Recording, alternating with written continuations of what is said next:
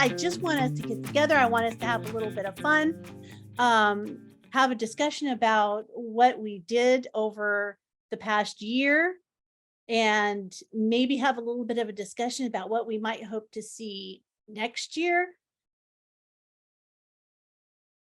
Let's see. Let's take a poll. Die Hard, Christmas movie or not? I was already typing that when you Well, that is how strongly you feel about that. Oh, every year I make this Wait. argument. How can you have never seen it? How have you never seen it, Jennifer? Okay, so Jennifer has homework. Right?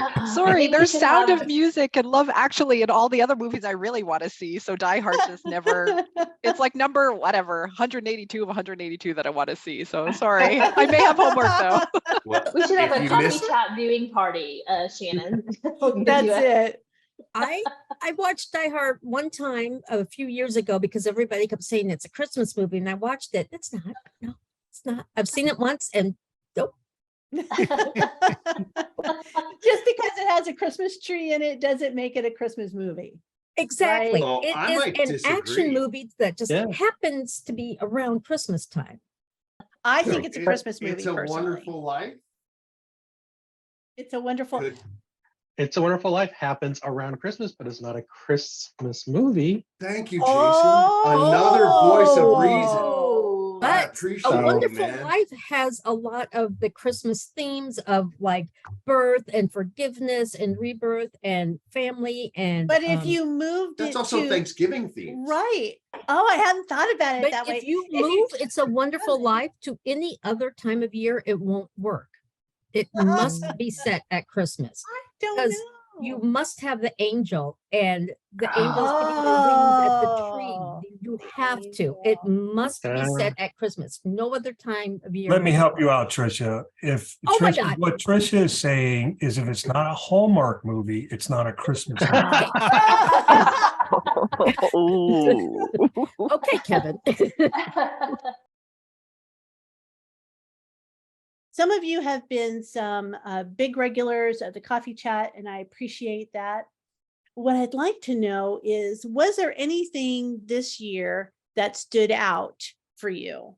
You know, a coffee chat. And of course, we've got Debbie here. So everybody's got to say that Debbie's learned something new was the highlight of the year. So we'll just go ahead and say that. And Lillian definitely giving you a thumbs up there, Deb. But what else was there? Was there a coffee chat or a moment or a takeaway that hangs with you from the past year?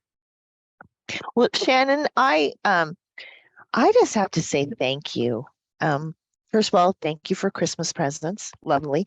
But really just getting to know this community of practice and getting to know other humans who do this thing and who don't do it in a big corporation like I do, and who don't just do it in, the middle of a small town in America, but all over the world. I am here on this video chat with some heroes of this industry. And it just makes me blush and get all warm even to see Andrew and Debbie here today and some of the others who've introduced us to. Just thank you. Well, thank you for that, Lillian. I'll jump in. I wasn't able to attend a lot of the coffee chats, especially the latter part of the year, because I ended up with a conflicting recurring meeting. But I attended several at the beginning of the year, and I think my first one was the one when we did goal setting, and then we set up a dedicated Slack channel for those of us that wanted an accountability group. And I just want to say how much I appreciated that, because it really did help me get a jump start on my goals. And while they're still in progress, I was also happy to just get momentum in them, start coaching, go back to school. And I appreciated the community and the connection that that I got through this group. And I hope that I can continue to join the coffee chats as my schedule enables. I also really enjoyed the leadership development coffee chat because that was something that I undertook for my organization this year, and we're just getting it off the ground. So we'll see how it goes, but it's definitely given me some good things to think about. So I appreciate that as well. Well, thank you for that, Victoria. Very nice. Yes. Yeah. And I've always said this, I continue to say it, that it's about the contribution that everybody makes, right? Because we all, learn and grow from each other, and we're all in this together. It's easy. I often get people who come into this chat and they're like, oh my gosh, somebody else has my problem. Yes, they do. Yes, they do. And that's the thing, isn't it? And it's throughout the years, we seem to see the same problem, sometimes repackaged, based on what is happening in the time in history, or what people are experiencing based on where they are at in their careers. So some of these problems continue to bubble up. And I'm glad that we can be in a place where we can continue to help people, come up with some sort of answer that helps them. It's not something that and what I loved about Andrew and what I loved about Debbie and Kevin, we're going to have to get you on to learn something new this year. That would be fun. And what I appreciate that is that you're bringing ideas and you're bringing action, right? So we could talk theory all day long, but the chats, one of the things I'm really proud of is that we talk about action. What is it that we can do today to get started on whatever challenge is in front of us? So you guys do a great job of helping others do that. All right. So now, holiday traditions. Well, I'd say one of my favorite holiday traditions is talking to my ex-wife and my son who live in Ohio and telling them how warm it is in Southern California. My tradition is setting up a very large Lego winter village at our local library.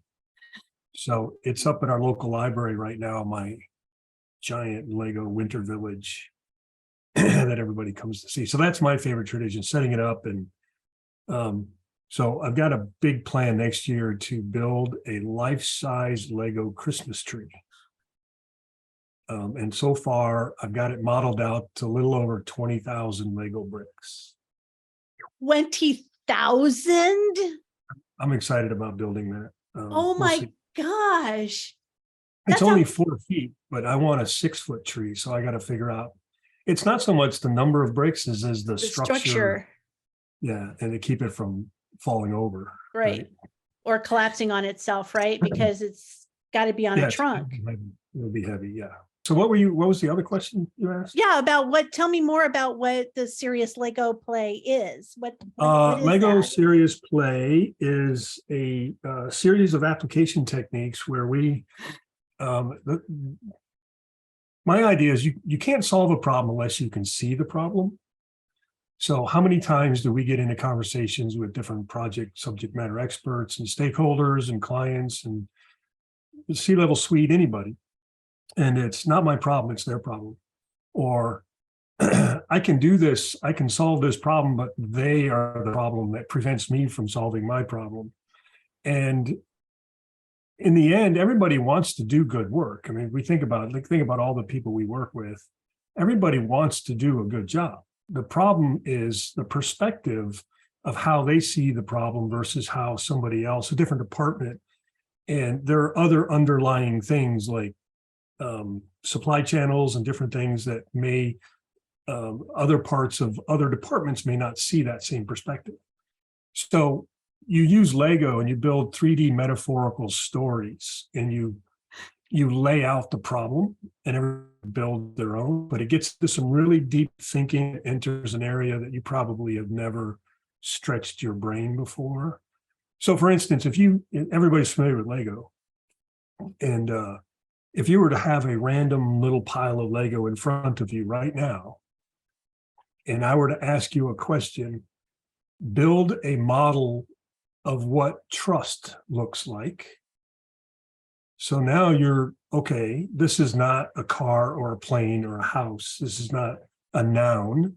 This gets into some metaphorical, how do I how do I explain my perception of what trust looks like in the workplace?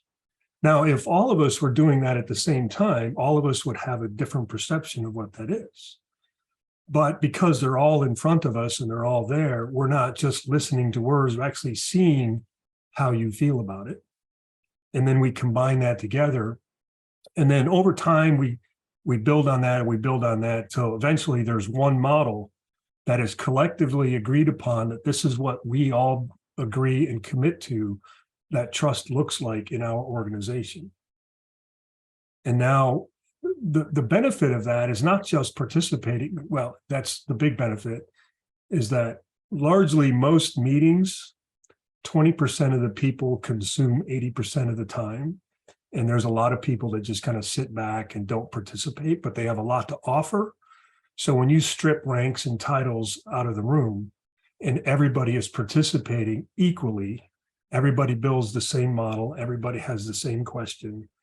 So the VP of sales and marketing is working right next to the person that might be a new hire in the mailroom. And they're both they both have a perception of what certain things are.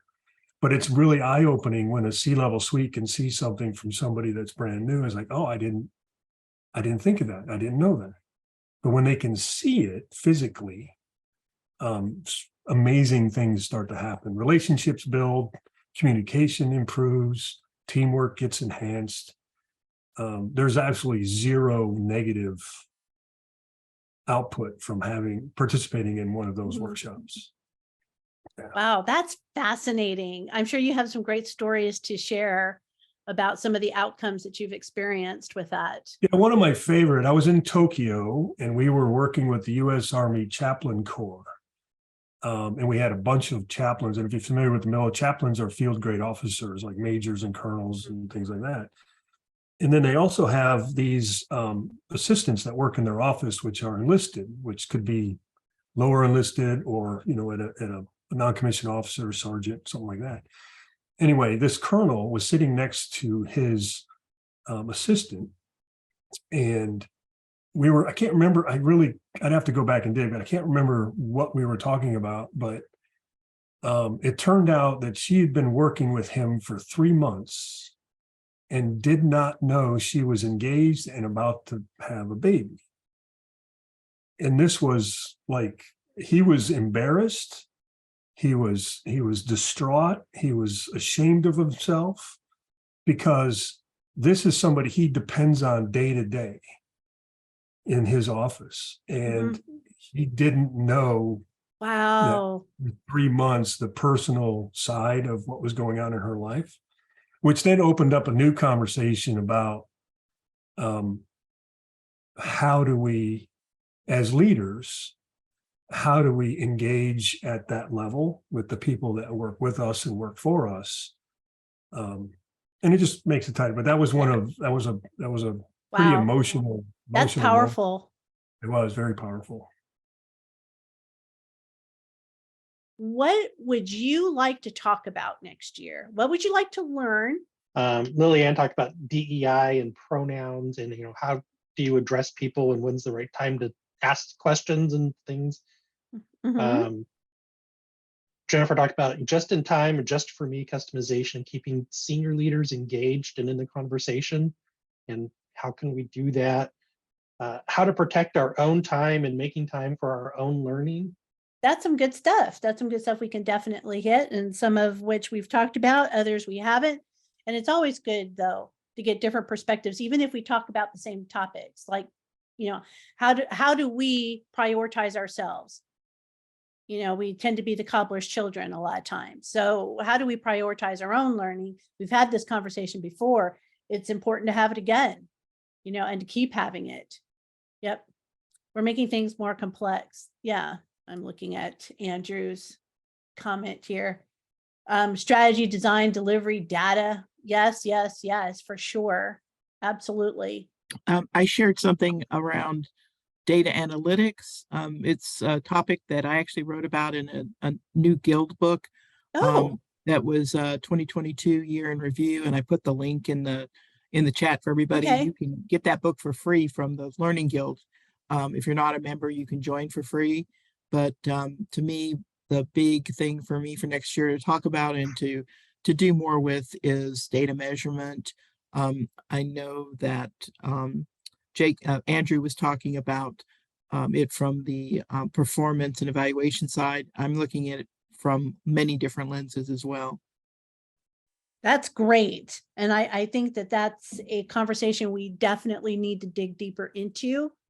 Thank you, everybody, for joining me today for our special wrap up, and you'll get the recording and all the other good things that usually come with this. And I look forward to seeing you in 2023.